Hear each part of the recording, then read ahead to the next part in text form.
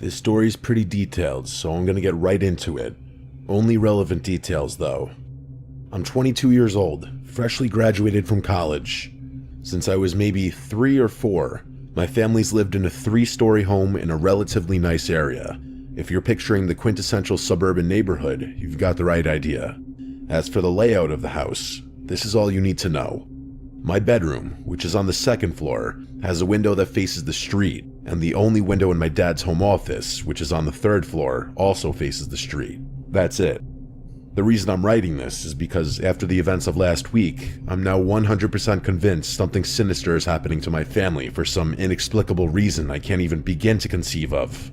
And if I'm connecting the dots correctly, which I'm pretty sure I am, it's been going on for years. This first relevant thing happened so long ago that I don't even remember how old I was, but I was young enough to still be in middle school, so it had to have been at least 10 years ago. It was either a Saturday or a Sunday since I didn't have school, and as I was walking downstairs for breakfast, I overheard my parents talking in the kitchen. I didn't catch much of the conversation, but I was able to hear my dad talking about how something had happened again, and it must have been at least a little concerning judging by the tone he was using. My parents didn't tell me what was going on when I asked them about it. They actually didn't tell me directly for over a year afterwards, but I learned the real story a few days later from my older brother. My dad's a lawyer and often works into the night whenever he's pressured to finish something that doesn't get done at the office, and that's what he was doing until about 2 a.m. the night before I overheard him talking to my mom about the incident. According to my dad, he was working away at his desk at around midnight when he noticed a Chevy Suburban drive down the street at like 5 miles per hour. That's not an exaggeration. He claims to this day that the car looked like it was crawling down the street, as if someone had taken their foot off both the gas and the brake and was just letting the car idle forward. My dad didn't think much of it until he saw the exact same car drive back down the street, only this time in the opposite direction. And then, even more strangely, the car actually parked across the street, right in front of our house. My dad didn't take his eye off the car for a good few minutes straight, waiting to see whether someone would get out of the car or if it would drive off. But neither happened. The car just sat there. My dad didn't have the time or the patience to devote the rest of the night to watching the car, so he went back to work, glancing out the window every so often out of curiosity. But nothing happened for hours. He swore no one ever got out of the car, since he would have noticed movement out the window if they had. Eventually, he fell asleep at his desk around 2 a.m. without even completing his work. But here's the crazy part. When he woke up around 5:30, the car was still there in the exact same spot. What happened while he was asleep remains a mystery, but my dad said he was so shocked to see the car still there when he woke up, he thought he was dreaming. The car ended up leaving before sunrise, and even after finishing his work, my dad was so unsettled he couldn't sleep. I would eventually learn that this wasn't the first instance of something similar happening, that my dad had seen cars drive back and forth on our street late at night before, but it was definitely the strangest. No one in the family really thought anything of it for several years though. It was most likely just someone sleeping in a very coincidental spot, and at the very worst, it was someone driving around random nice neighborhoods and casing houses. Fast forward a few years, I'm 15 now, a sophomore in high school. I remember the second occurrence much more distinctly, partly because it was more recent and partly because it actually happened to me. I was up late making beats in my room, something I did quite often during that time in my life. Like I said earlier, my room has a window that faces the street, which I can always see out of since my desk is right in front of it. I was vibing out with my headphones in, when something from outside my bedroom window caught my eye. It was a little flicker of light, definitely unnatural and definitely not my imagination. I diverted my attention to the window and saw the strangest, most unsettling thing. There was a squadron of cars, at least 3 of them. They were driving down the street at a slow speed. That by itself doesn't sound so bad, but I quickly realized that the people in the cars were shining flashlights at houses. That's what the flicker of light had been. I kept watching in this state of confused angst as whoever was in the first car swept their flashlight beam across the house next to mine. Then they started shining their light at my house, and I actually ducked down underneath my windowsill when I realized the beam was about to sweep right past my window. Not 2 seconds after ducking down, I watched the flashlight beam illuminate my ceiling for a couple seconds before everything went dark again. I waited a good 20 seconds before re-emerging, and by the time I did, the cars were much further down the street. I watched as they got to the end of the street and turned off. You can probably imagine how I was feeling in that moment. It was tough to get much sleep after that. I obviously told my parents about it the next morning, and as a family, we collectively agreed that it was a group of thugs casing houses, probably looking for ones with no one home that would make easy targets for a home intrusion. My dad installed a Ring camera after that, and he even put some security cameras with motion lights in our backyard. I can't remember for sure, but I think my parents might have talked to a few of our neighbors to see if anyone had experienced something similar. A couple years later, the next thing happened. While doing some landscaping in our backyard, one of the contractors my dad had hired claimed to have found a small hidden camera tucked into one of the bushes near the fence. It was tiny, no bigger than a car key, but it was definitely a camera. It was battery powered, and the battery had long since died. It didn't have a SIM card or any memory card inside, which meant it wasn't storing anything locally or using cellular data. But that didn't rule out the possibility that it had been streaming footage to an external device nearby while it was active. My dad said the most likely explanation was that someone had been parked close enough to receive a live feed until the battery gave out. Why anyone would go through the trouble of hiding something like that on our property and then just leave it behind was a complete mystery to us, but it definitely wasn't the kind of thing that you stumble across by accident. As furious as my dad was, he couldn't figure out when or who had placed it there, even after combing through the last few months of security camera footage, or at least everything the thing had recorded and stored.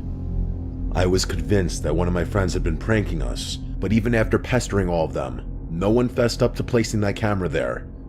My parents were really worried we were being targeted, and they even reported everything to the police, but the home security they had already installed was pretty top-notch, so it wasn't like they could upgrade things much. Nothing happened for a little while after that. It wasn't like there was this cloud hanging over our heads. We all just kind of moved on with our lives the way most people probably would.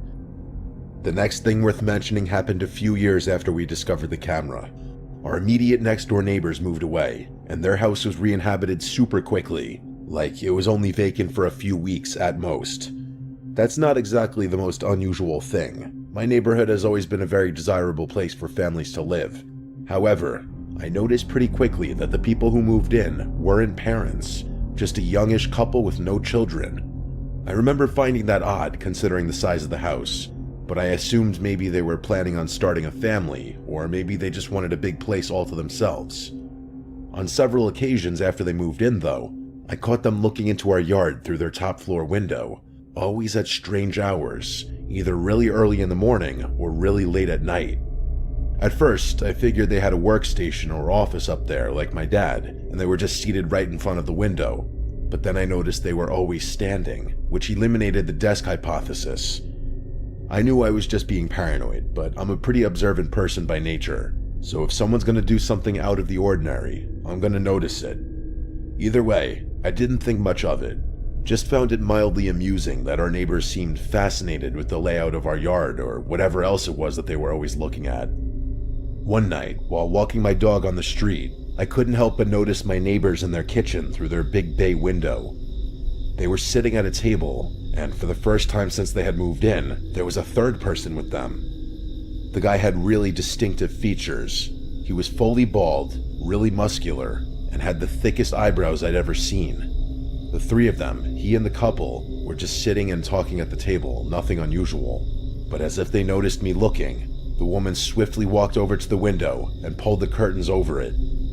She didn't actually look out the window at me. None of them did, but I couldn't shake the feeling that she shut the curtains because somehow she knew I was watching. Either way, I didn't forget about the man that had been with them. His face was just so distinctive. I don't really know what else to say. Okay, so now that you've made it this far, you're probably thinking that I'm some paranoid schizophrenic. I mean, that's what I'd be thinking too.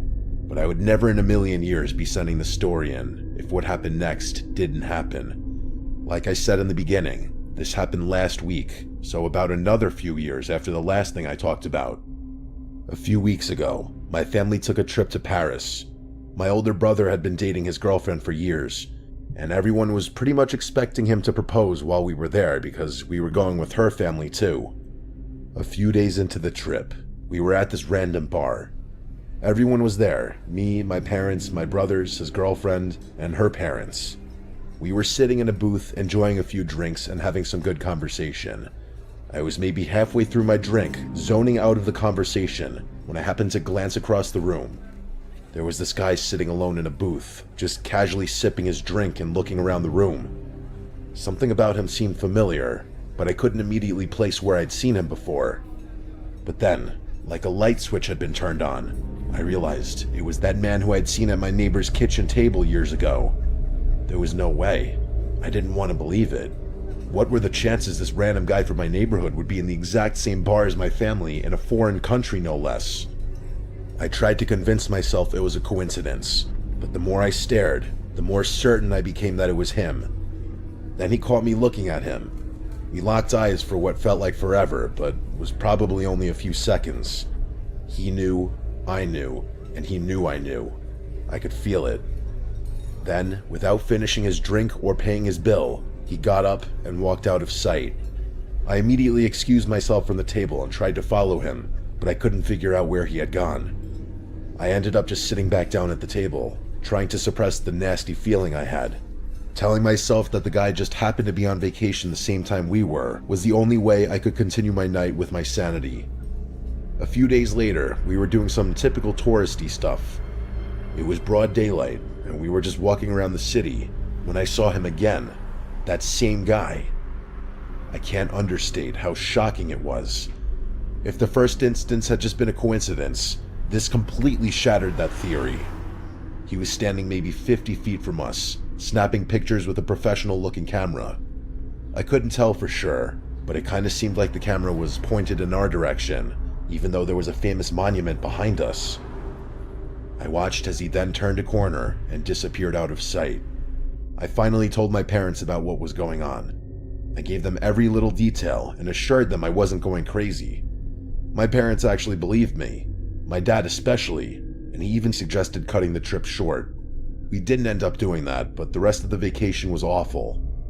When we finally got home, my dad checked as much security footage as was stored, but didn't find anything. I really don't know what to make of all of this. I don't know what these people want from us, or who they even are, but now I'm convinced they've been watching us for over a decade, which sounds insane, and I only have reason to believe things are going to escalate from here.